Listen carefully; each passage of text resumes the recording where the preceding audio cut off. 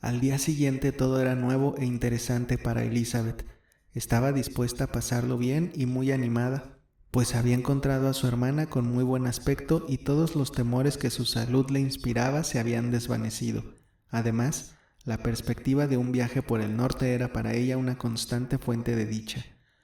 Cuando dejaron el camino real para entrar en el sendero de Hunsford, los ojos de todos buscaban la casa del párroco y a cada revuelta creían que iban a divisarla. A un lado del sendero corría la empalizada de la finca de Rosings. Elizabeth sonrió al acordarse de todo lo que había oído decir de sus habitantes. Por fin vislumbraron la casa parroquial, el jardín que se extendía hasta el camino, la casa que se alzaba en medio, la verde empalizada y el seto de laurel indicaban que ya habían llegado.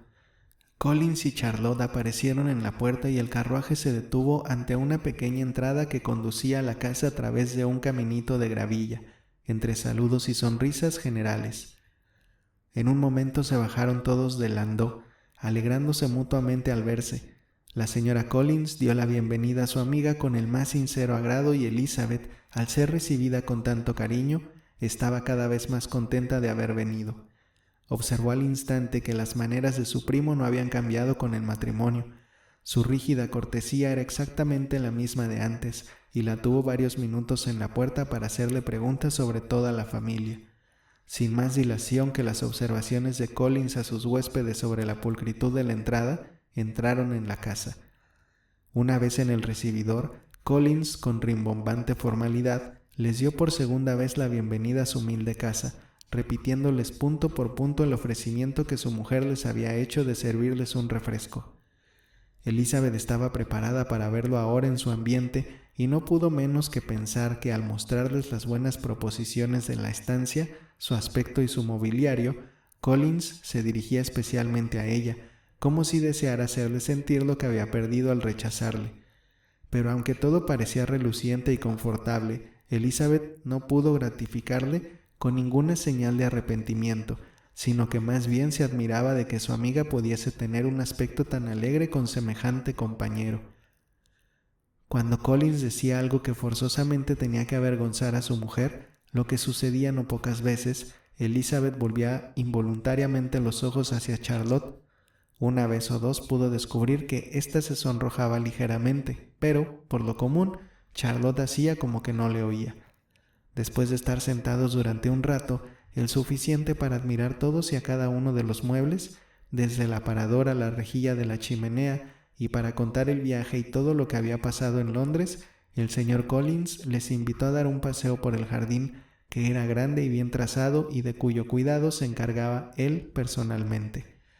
Trabajar en el jardín era uno de sus más respetados placeres. Elizabeth admiró la seriedad con la que Charlotte hablaba de lo saludable que era para Collins y confesó que ella misma lo animaba a hacerlo siempre que le fuera posible. Guiándoles a través de todas las sendas y recovecos y sin dejarles apenas tiempo de expresar las alabanzas que les exigía, les fue señalando todas las vistas con una minuciosidad que estaba muy por encima de su belleza.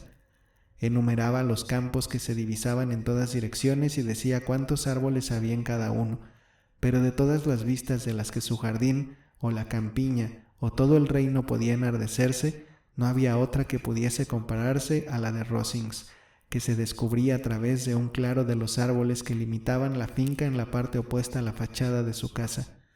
La mansión era bonita, moderna y estaba muy bien situada, en una elevación del terreno. Desde el jardín, Collins hubiese querido llevarles a recorrer sus dos praderas, pero las señoras no iban calzadas a propósito para andar por la hierba aún helada, y desistieron. Sir William fue el único que le acompañó. Charlotte volvió a la casa con su hermana y Elizabeth, sumamente contenta probablemente por poder mostrársela sin la ayuda de su marido. Era pequeña pero bien distribuida. Todo estaba arreglado con orden y limpieza, mérito que Elizabeth atribuyó a Charlotte. Cuando se podía olvidar a Collins, se respiraba un aire más agradable en la casa, y por la evidente satisfacción de su amiga, Elizabeth pensó que debería olvidarlo más a menudo. Ya le habían dicho que Lady Catherine estaba todavía en el campo. Se volvió a hablar de ella mientras cenaban y Collins, sumándose a la conversación, dijo: «Sí, Elizabeth, tendrá usted el honor de ver a Lady Catherine de Bourgh el próximo domingo en la iglesia, y no necesito decirle lo que le va a encantar. Es toda afabilidad y condescendencia, y no dudo que la honrará dirigiéndole la palabra en cuanto termine el oficio religioso. Casi no dudo tampoco de que usted y mi cuñada María serán incluidas en todas las invitaciones con que nos honre durante la estancia de ustedes aquí. Su actitud para con mi querida Charlotte es amabilísima. Comemos en Rosings 2 veces a la semana y nunca consiente que volvamos a pie. Siempre pide su carruaje para que nos lleve. Mejor dicho, uno de sus carruajes, porque tiene varios. Lady Catherine es realmente una señora muy respetable y afectuosa, añadió Charlotte, y una vecina muy atenta. Muy cierto, querida, es exactamente lo que yo digo. Es una mujer a la que nunca se puede considerar con bastante deferencia. Durante la velada se habló casi constantemente de Hertfordshire y se repitió lo que ya se había dicho por escrito. Al retirarse, Elizabeth, en la soledad de su aposento, meditó sobre el bienestar de Charlotte y sobre su habilidad y discreción en sacar partido y sobrellevar a su esposo, reconociendo que lo hacía muy bien.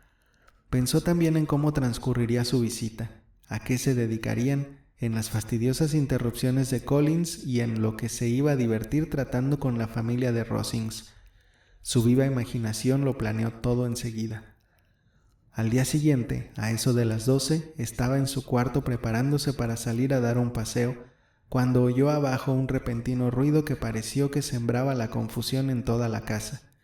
Escuchó un momento y advirtió que alguien subía la escalera apresuradamente y la llamaba a voces. Abrió la puerta y en el corredor se encontró con María agitadísima y sin aliento, que exclamó: «Oh, Elizabeth querida, date prisa, baja al comedor y verás, no puedo decirte lo que es. Corre, ven enseguida». En vano preguntó Elizabeth lo que pasaba. María no quiso decirle más. Ambas acudieron al comedor, cuyas ventanas daban al camino, para ver la maravilla. Esta consistía sencillamente en 2 señoras que estaban paradas en la puerta del jardín en un faetón bajo. «¿Y eso es todo?», exclamó Elizabeth. «Esperaba por lo menos que los puercos hubiesen invadido el jardín y no veo más que a Lady Catherine y a su hija». «Oh, querida», repuso María extrañadísima por la equivocación, «no es Lady Catherine. La mayor es la señora Jenkinson, que vive con ellas. La otra es la señorita de Bourgh. Mírala bien, es una criaturita. ¿Quién habría creído que era tan pequeña y tan delgada? Es una grosería tener a Charlotte en la puerta con el viento que hace. ¿Por qué no entra esa señorita?» «Charlotte dice que casi nunca lo hace. Sería el mayor de los favores que la señorita de Bourgh entrase en la casa». «Me gusta su aspecto», dijo Elizabeth pensando en otras cosas. «Parece enferma y malhumorada. Sí, es la mujer apropiada para él. Le va mucho».